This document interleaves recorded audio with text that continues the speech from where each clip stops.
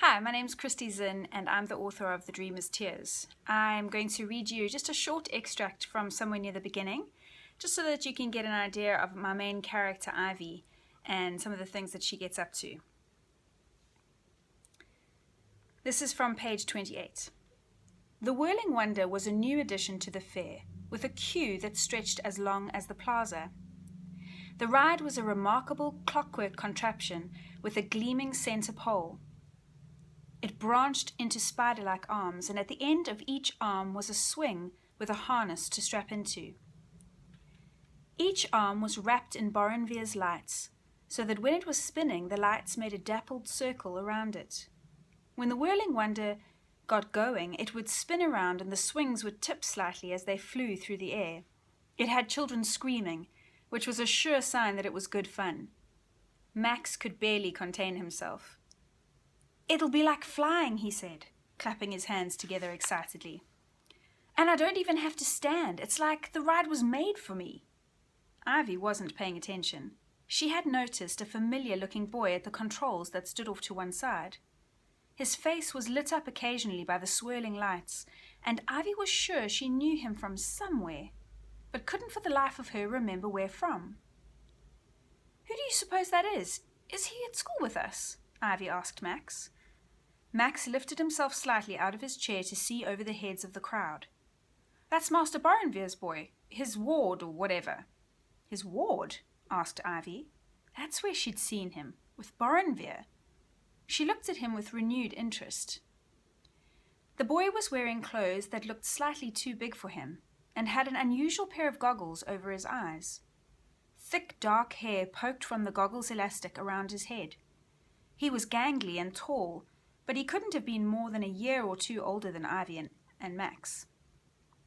He looked very awkward in the cheerful crowds because of the serious expression on his face.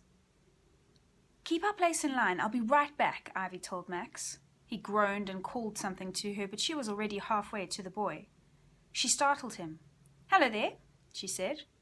He nodded, looking up for only a second and then turning back to the dials and levers that operated the Whirling Wonder. "My name's Ivy," she offered. The boy remained silent, eyes on his controls. "How come you're at the controls? Shouldn't a grown-up be doing that?" His shoulders heaved in a silent sigh, and he turned back to her. In the dappled light, his eyes looked peculiar behind the goggles. "Sorry, can't talk. I have a job to do, and it's complicated. Why don't you go back to having fun?" he said, scowling at her. "I actually just wanted to ask about the contraption." "Well, I can't answer. Busy, you see," he said, and turned his back on her again, pulling a lever that slowed the Whirling Wonder down.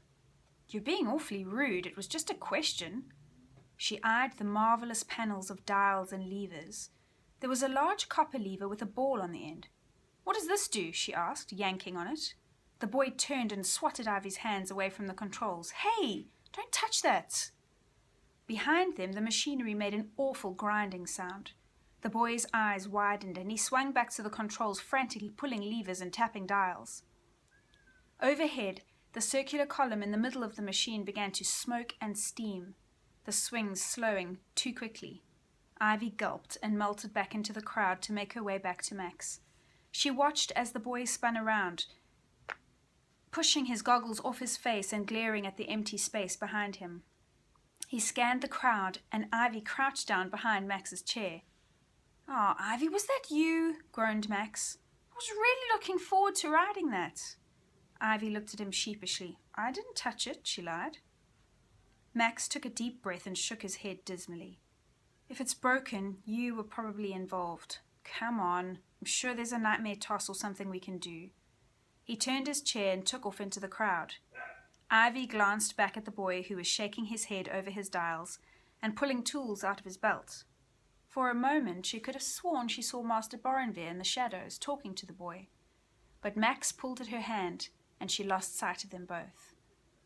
Thanks very much. If you want to go and buy my book, you can buy it on Amazon, or you can check out my website to get a print copy. It's www.christyzinn.com, and you can go check it out and see a whole lot of free stories that you can download as well.